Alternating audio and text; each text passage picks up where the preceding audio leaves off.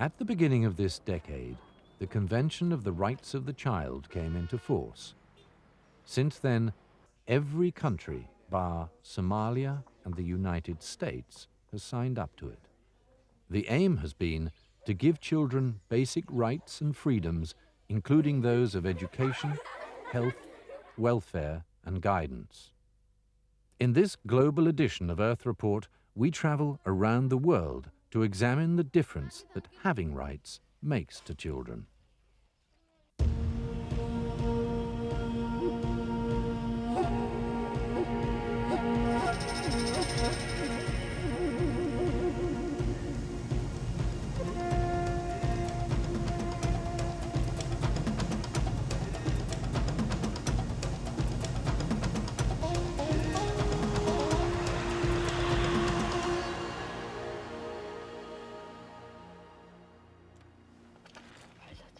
It's not much. Another meal scavenged from the streets above. 14-year-old Munkur and her best friend Muksul live underground. Outside, it's well below freezing, but here in the sewers of the Mongolian capital Ulaanbaatar, there is some warmth given off by the city's hot water pipes. The worst thing about life on the street is that we get hungry and often do not have enough clothes to keep warm. Throughout the city, as the temperature continues to drop outside, thousands of young homeless children are gathering next to the underground heating pipes. 10-year-old Enkia emerges from the darkness of the tunnel carrying a bundle of spare clothes. I washed these clothes over there at a big tap and dried them on a warm pipe nearby where I live. Around 2,000 children are thought to live in the city's sewers, and for most of them, life under the streets is their only hope of survival. They arrive here from shattered homes. They'll probably never go to school again, are very unlikely to get work, and will inevitably get drawn into crime. I'm afraid of getting beaten up by my parents when they get drunk, so I live down here.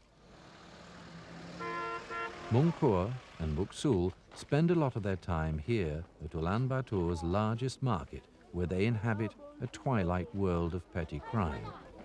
Munkur's childhood follows a depressingly typical model for Ulaanbaatar's street children. Her mother and stepfather live in one of the city's felt tent areas. These are the poorest suburbs where migrants from the countryside have arrived and set up their traditional living accommodation. The children's stepfather drinks a lot and is very strict. That is why life is so difficult. Sometimes he beats my children and sometimes he beats me. I'm afraid of him. The number of street children in Mongolia is rising. It's a direct result of the dramatic changes that have taken place in the country since the fall of communism. The last government embraced the free economy, and now the side effects of soaring prices and rising unemployment are being felt. The new rich drive the streets of Ulaanbaatar in ignorance of the children living beneath the traffic. Economic times are getting worse. They're not getting better yet, and it may be a long time before they do get better. So more and more children will end up on the streets because more and more families can't afford to feed them. There are centers where street children can get help. Some are run by charities and church missions. Here, the children will be given accommodation and food. The state also plays its part in trying to rehabilitate the children by providing shelters for them, but it's desperately short of the funds needed to tackle the problem.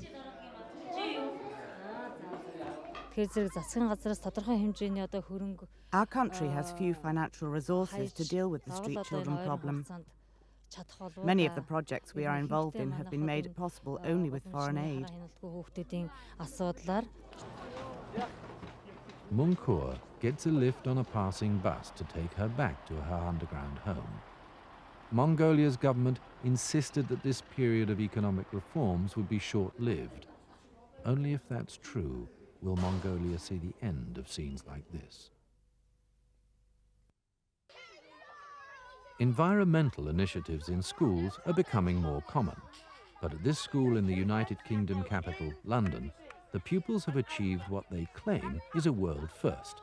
They're using tidal energy to help light up their classrooms. The children here, aged between 4 and 11, attend the St. Joseph's Primary School, and already they've won awards for their commitment to the environment. The school is way ahead of most others in its core environmental studies, and they're not working in isolation. They now have their own website to promote what they're doing and to talk to other schools in other parts of the world. We do emails and we send them off to other countries because we have key pals from other schools in other countries, and we write to them and we find information in them. I think children in the third world are much, it's part of their whole way of life, and they see it more intimately than ours do. Ours have to see it through other avenues or through other stimulus, like the television or me doing activities in school. Or now we're generating them on our own grounds, because obviously we're creating these learning opportunities everywhere we possibly can within the school. Studies are one thing, but the practical application of clean technology to run the school is another. The pupils here were quick to realize the potential of having a river running close by which could provide a cheap, clean energy source. So they set about tapping into it with a local environmental group. It built a micro-hydroelectrical turbine which now powers the lights in the school music room. In so doing, it cemented the children's relationship with their local environment. We feel that it's a brilliant relationship, and the way that many groups should be working with schools. The turbine helps us to have a long-term relationship. Well, this provides power for us, and well, the power of the water spins round and makes electricity, and it goes to our schools. I think it's pretty clever. It's energy from the river, clean energy.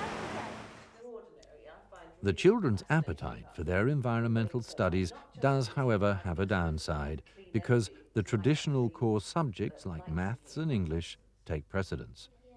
But one thing that the environment has done here in the school, where many of the children are from underprivileged backgrounds and face an uncertain future in the inner city, is that it's put learning firmly back onto the agenda. Our children are our future, and thank God there has been a complete sort of paradigm shift, I believe, and the children now, as they grow up, will ensure when they become the parents, they teach their children the right thing to do. In many cases, it's the children who are teaching the parents, and they learn very well at this school. The water supply in a country like Costa Rica is vitally important, too important to be left off the educational curriculum. So here, children from small rural schools are being trained in basic plumbing skills. Child plumbers, like 8-year-old Sylvia, are being encouraged to pass on their knowledge to their friends and families. They'll be responsible for maintaining the water supply in their schools and homes. So far, 60 children have gone through the child plumbing program in this area. They have gained a lot of self-esteem from the jobs they do. It is something they do themselves, and they can be proud.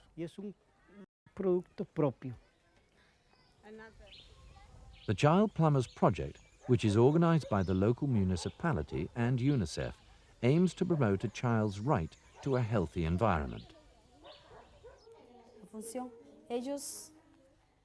It's being run in more than 20 small schools throughout the central region of Costa Rica, an area which has also experienced the highest school dropout rate in the country.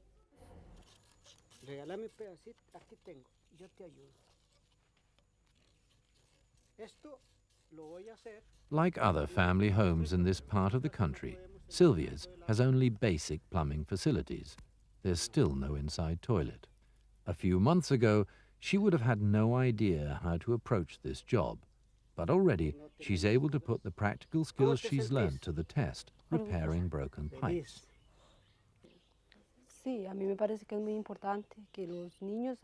Yes, it's very important for the children to learn something new. And I think it is useful to have someone at home to rely on to fix the pipes.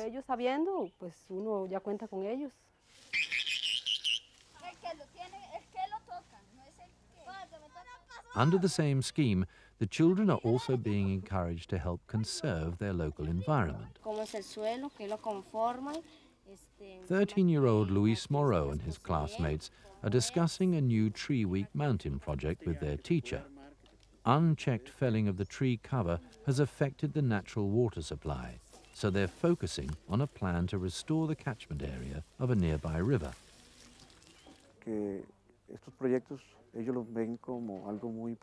They think these projects are important because it's a way of getting a better quality of life for the community.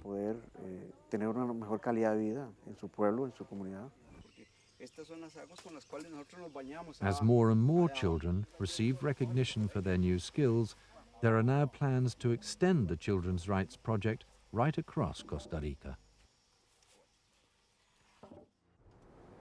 It's a sad fact, but in Chicago, some schools show dropout rates of around 80%. The children that the educational system here fails end up in either dead-end or low-paying jobs, or joining Chicago's street gangs facing a life of violence and crime. And the cost to the city of this dropout rate in economic and social terms is huge. But a series of schemes have been set up to help, funded in part by one of America's biggest drugstore chains, Chicago-based Walgreens. The schemes run here are open to any child as long as they have the backing of either a parent or guardian. You know, personal habits make up a person's character. So little by little, we're trying to help parents make sure that their students or their sons and daughters are attaining that character, those habits that they need to be successful. The mentoring is done by city professionals who give up their time to form relationships on a one-to-one basis with their charges. The learning process works both ways, with the children helping the adults understand what their needs are, and the adults coaching them in whichever way fits best. On that day, there was a review of the week for sportsmen. It's a highly individual and personal learning curve for both, as in any friendship. If you become their friend, you can affect how they look at the world, affect how they deal with their parents, affect how they deal with their friends, affect what their ambitions are in life. So we try to say, look, become their friend.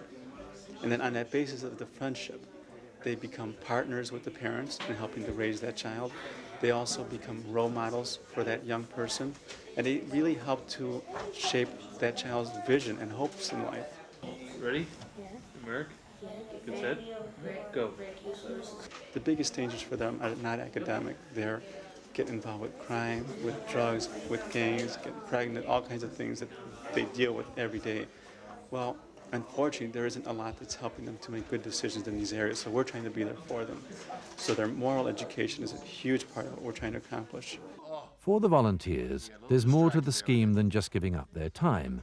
Many are high achievers who want to put something back into their society and do it in an individual way that does make a difference. You obviously don't have as much opportunity to work with children or have the direct, for lack of a better word, lack of a direct relationship for helping society, I guess, and that serves a purpose for me, obviously, for my own selfish reasons. So I get a lot out of the program, and have a lot of fun with Keon too. Today's topic is on freedom. Each one-to-one class lasts over an hour. After that, the whole group picks a subject, usually non-academic, to discuss. It's not formal school, which is part of its appeal, but it is learning about life, and that's why drugstores like Walgreens got involved, because they saw the relevance of that. From a business point of view, purely bottom line dollar point of view, it creates a tremendous return on our investment if we can ensure that the kids graduating from school have the education to staff our stores and do a really good job in serving our customers. If we can't hire the qualified workforce, we suffer as a company. The schemes run in parallel with the children's schooling, and they can stay on board until they graduate. And often, the friendships begun here last way beyond that. Midtown is a place where people are succeeding. The tutors are helping you a lot, like my tutor Brian, he's helped me a lot to read, and the other students are getting help with their math, science, and other programs that they need help with in their subjects for school. And Midtown is a pretty good place. The Prime Minister isn't happy. Some of her ministers haven't turned up for this session of Parliament, and she wants to know why. The opposition asks how her government can continue to stay in power if the ministers are unable to attend. Here, in a ruined fort that once belonged to the Maharajas, the adults obey the orders of children who push for practical improvements in their villages and even have the power to sack teachers. It's the only children's parliament in the world. 14-year-old Lakshmi Devi has been Prime Minister for 2 years. But unlike most MPs, she has a day job, helping run the family farm. She's never been more than 150 kilometers from her village and hardly ever watches television. But, like her colleagues in Parliament, she's well aware of the world around her and knows her rights. The authorities tried to close one of our village schools, but Parliament opposed the move and forced them to reopen it. India has the largest number of child workers in the world. Once they've received a very basic education in government schools, children are expected to go out and work. Some work for their families, others end up laboring in sweatshops. In Rajasthan, a local voluntary organization has realized it's almost impossible to stop young children working at home, but it's been successful in opening the eyes of children to their situation and telling them about their rights. The end result, the Children's Parliament was born as an exercise in teaching children about democracy.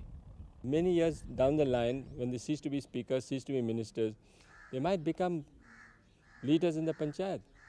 They might, and I hope they do, and they will, I think, the way they're going. The Social Work and Research Centre has also set up 3 night schools for children who work during the day. These children aren't forced to come here. They want to, sometimes 6 nights a week. Tonight, it's maths and science.